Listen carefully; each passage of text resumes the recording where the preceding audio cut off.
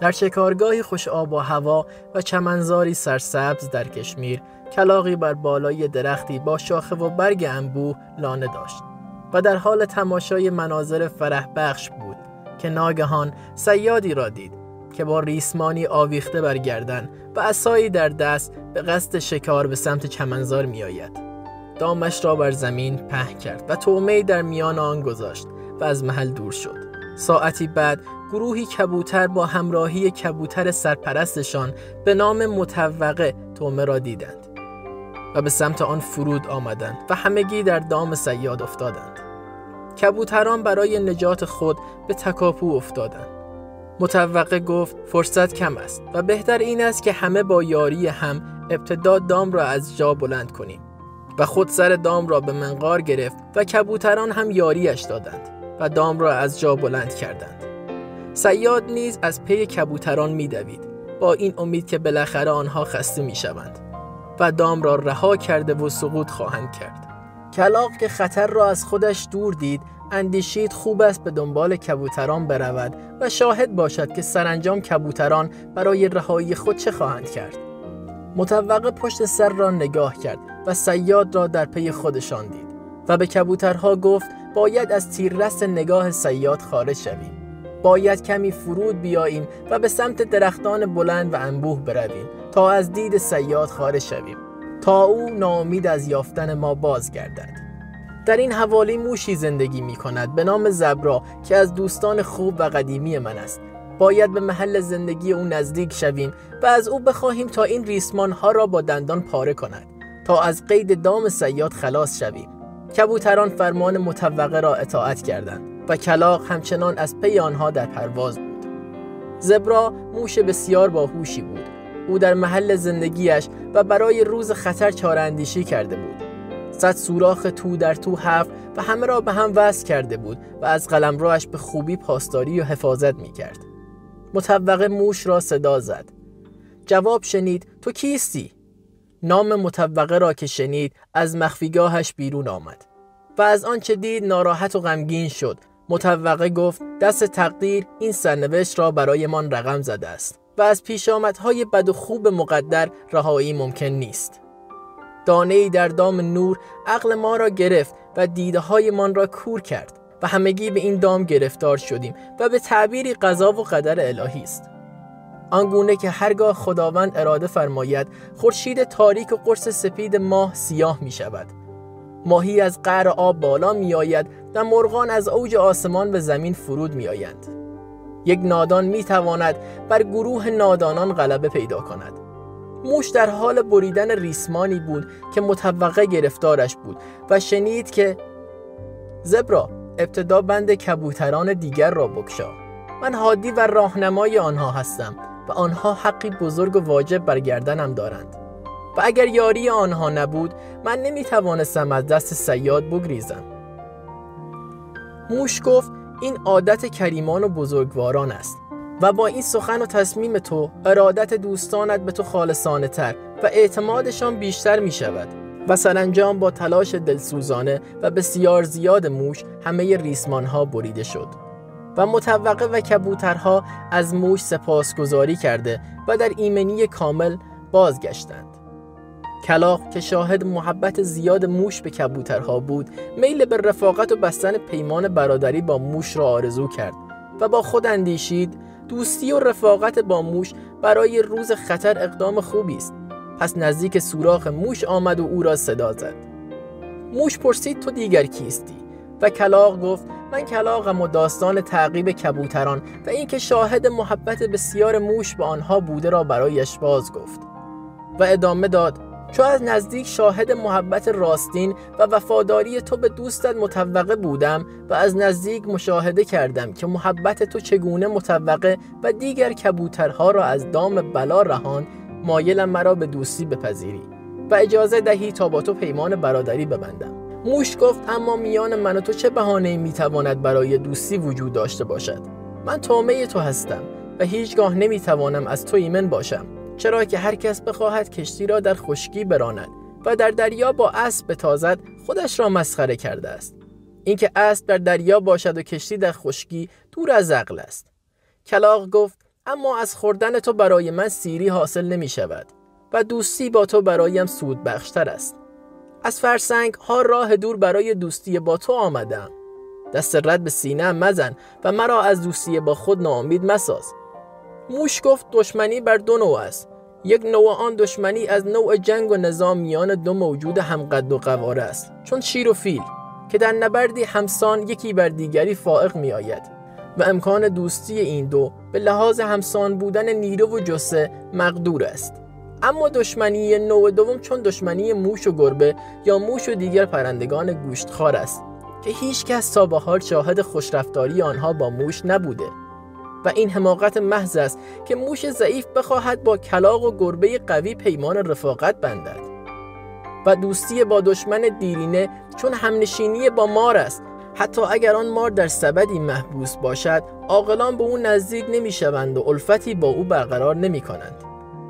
کلاغ گفت به کرم و بزرگی و احترام آزادگی و بزرگمنشی اینقدر بی‌اعتمادی به دل را مده و این سخن قدیمی را که میان ما هیچ راه دوستی و برادری نمیتواند وجود داشته باشد به فراموشی بسپار و بدان که از شرایط بزرگی نیکی کردن به دیگران است.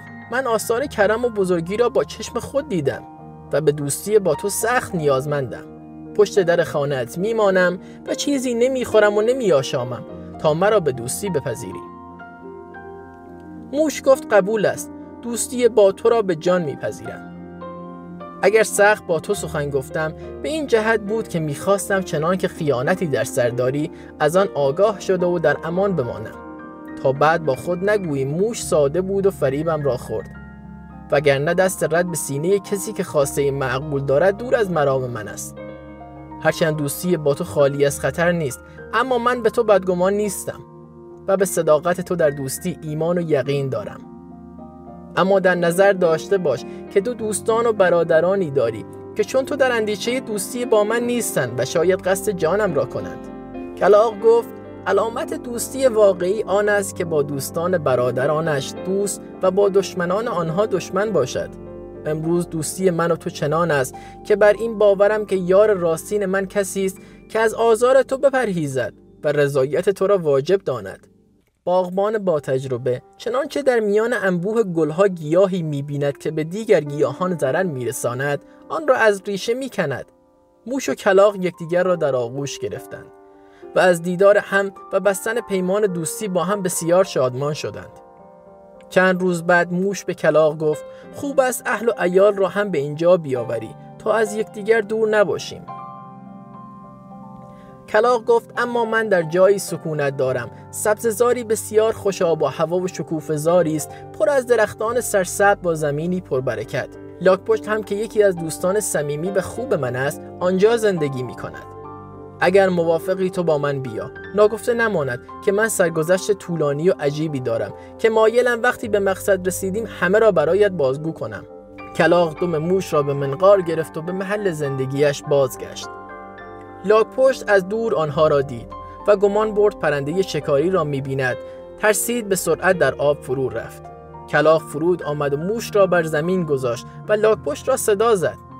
لاک‌پشت از آب بیرون آمد و رو به کلاغ گفت مدتی نبودی، کجا بودی و بر تو چه گذشته است؟ کلاغ شرح ماجرا را برای لاک‌پشت گفت و او هم به پاس وفاداری و محبت موش واجب دید به نزد او رفته و از او تشکر کند. کلاغ از موش خواست تا همانطور که وعده داده بود سرگذشتش را بیان کند. موش گفت من در شهر مارود در خانه مردی پارسا که اهل و عیالی نداشت زندگی می کردم. هر روز از خانه یکی از مریدانش برایش طعام می آوردند و او به قدر نیاز می خورد و ما بقیهش را برای وعده بعدیش کنار می گذاشت. اما من با رفتن او از خانه از مانده توشه او می خوردم و ما بقی را برای موشهای دیگر می بردم. او که ماجرا را فهمیده بود نقشه هایی برای دستگیریم می کشید که کارساز نبود. حتی وقتی سبد غذا را آویزان می کرد از دستبرد من در امان نبود. یک شب برای مرد پارسا مهمان آمد. او مردی جهان دیده و سرد و گرم روزگار چشیده بود. مشغول صحبت از عجایب و غرایب روزگار برای مرد پارسا بود که متوجه شد میزبانش هر از چندگاه میان صحبت‌های او دستانش را به هم میزند تا موشها را فراری دهد و از خوراکی‌ها دور کند. مهمان به این عمل او معترض شد. مرد پارسا پوزش خواست و گفت این کار من برای دور کردن موشها از خوراکی هاست. مهمان پرسید یک موش یا موشها؟ مرد پارسا گفت موشها، اما یکی از آنها باهوشتر و پردل و جرأت‌تر از بقیه است. مهمان گفت البته مطمئن باش این پردل و جرأت بودن او بی‌دلیل نیست و مرا به یاد حکایت مردی میاندازد که میگفت دلیلی دارد که این زن کنجد پوست کنده و پوست نکنده را به یک قیمت میفروشد و شروع به روایت آن حکایت کرد. شبی در منزل آشنایی مهمان بودم. بعد از صرف شام میزبانم بستر خوابی برایم پهن کرد و خود به نزد همسرش رفت. میان من و شوهر دیواری حصیری حایل بود و من ناخودآگاه گفتگوی آنها را شنیدم. مرد گفت فردا مهمانان عزیزی دارم، میخواهم خوب از آنها پذیرایی کنم. زن گفت چه مهمانی بگیریم؟ تو حتی نمیتوانی فردا شکم من و بچه‌های من را سیر کنی.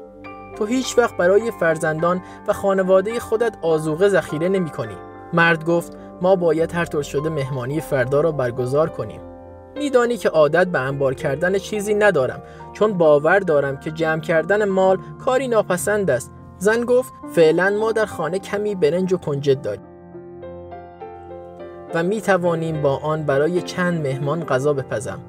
و فردای آن روز کنجدها را پوست کنده و در آفتاب گذاشت تا خشک شود و از شوهرش خواست تا مراقب آنها باشد که پرندگان آنها را نخورند. ولی مرد خوابش برد و سگی آمد به کنجدها زبان زد. زن این صحنه را دید و صلاح ندید با آن کنجدها غذا درست کند. آنها را به بازار برد و هم قیمت با کنجد پوست نکنده فروخت.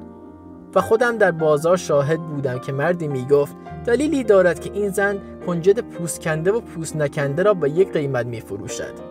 و حالا این موش هم دلیل دارد که این همه جسارت به خرج می دهد. مطمئن باش جایی اندوخته‌ای با ارزش پنهان کرده است. جستجو کنیم تا سوراخ این موش را پیدا کنیم و ببینیم آیا ذخیره‌ای دارد که پشتش با آن گرم باشد. موش ادامه داد آن وقت من در سوراخ دیگری پنهان شده و شاهد این ماجرا بودم. من در آن سوراخ از 1000 دینار نقدینه نگهداری می کردم که نمیدانم چه کسی آنها را آنجا مدفون کرده بود. خلاصه این که مهمان و میزبان با هم زمین را حفر کردند تا پول را یافتند و مرد مهمان گفت این پولها موجب جسارت و بیباکی این موش شده است و سپس پولها را میان خود تقسیم کردند. حرفهای مهمان مرا سست کرد و احساس کردم باید هر چه زودتر خانه مرد پارسا را ترک کنم. به دلیل از دست دادن آن گنج دیگر اعتبارم را نزد موشها از دست داده بودم. به من گستاخی می‌کردند و بالاخره یک روز مرا تنها گذاشتند و با من دشمن شدند و نزد هر کسی از من بدگویی می‌کردند. طوری شد که با خود فکر کردم پس هر کس مال ندارد دوست و برادری هم ندارد. به این باور رسیدم کسی که برادری هم ندارد غریب و بیکس است و اگر فرزندی هم نداشته باشد کم کم از یاد و خاطره دیگران پاک می‌شود. به هنگام نیازمندی کسی به دادش نخواهد رسید. دریافتم مرگ برای نیازمند بهتر از این است که دست خواهش به سوی دیگران دراز کند و دست در دهان اژدها کند و لقمه از دهان شیر بیرون بکشد. بهتر از آن است که به نامردان رو بیاندازد. و دانستم که بسیاری از بیان فقر و ناداری خودداری می کنند و به عوض آن به مال دیگران دست درازی می کنند. و ادامه ماجرا آن که وقتی مرد پارسا و مهمان پولها را میان خود تقسیم کردند، مرد پارسا آن را در کیسه ای ریخت و آن را زیر بالشش گذاشت. دوباره طمع کردم بروم مقداری از آن را بردارم تا شاید کمی اعتبار از دست رفتم را نزد موشها باز به دست بیاورم. مرد پارسا که خوابید، از سوراخم بیرون آمدم و رفتم کنار بالش مرد مهمان، اما او بیدار بود و با چوب بر سرم زد. عاجز و درمانده به سوراخم بازگشتم، اما باز تصمیم گرفتم برگردم و این مرتبه مهمان که انگار احتمال برگشت دوباره مرا داده بود با چوب ضربه محکمتری بر فرق سرم کوبید که نزدیک بود بیهوش شوم. دردمند به سوراخم برگشتم و با خود گفتم هرچه حریص‌تر شوم مرگ به من نزدیکتر خواهد شد. هماندم از مال دنیا نفرت و انزجار پیدا کردم و برایم یقین حاصل شد که هر بلایی به سر کسی می آید از زیادی طمع اوست، که طمع افسار آنها را به دست می گیرد و چون ماده شتری که فرزندش را همه جا با خود می برد آنها را به هر سو می کشاند.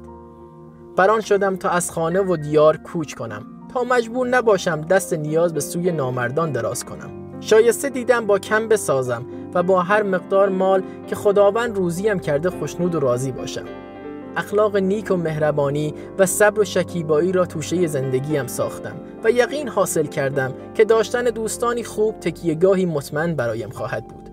مردمان ساده را بهتر از ظاهر فریبان دروغگو یافتم، زیرا که ساده دلان دروغ گفتن نمی‌دانند، و تهیدستی را بهتر از مال و دارایی که به ناروا به دست آمده باشد دانستم. و خلاصه از خانه مرد پارسا و آن شهر بیرون آمده و راهی صحرا شدم که آمدی و آنجا را دیدی. در آنجا کبوتری را دیدم و با او پیمان دوستی و برادری بستم. محبت کبوتر کلاغ را به سویم روانه کرد. کلاغ با من از محبت لاک‌پشت گفت و تحریک شدم تا با کلاغ به دیدار تو بیایم. و تمام اینها از دوستی با کبوتر شروع شد و به اینجا ختم شد و حاصل این همه شرح و بیان این که تجربه ها به من آموخت که باید از مال دنیا به اندازه رفع حاجت طلب کنم و به همین قدر قانع باشم، چرا که ماحصل مال زیادی در دنیا جز لذت و شهوت زودگذر و فراموشی خداوند نیست. و ای دوست گرامی، لاک‌پشت عزیز، اکنون نزد تو هستم و به دوستی با تو مفتخرم. گمان میبرم تو هم چون من میاندیشی. لاک‌پشت با مهربانی به او پاسخ داد: آری همین گونه است، و حس قربت و دلتنگی موش را بدل به احساس خوب دوستی و مهربانی کرد. لاک‌پشت گفت: ای موش دانا، تو بر گردن ما حق داری.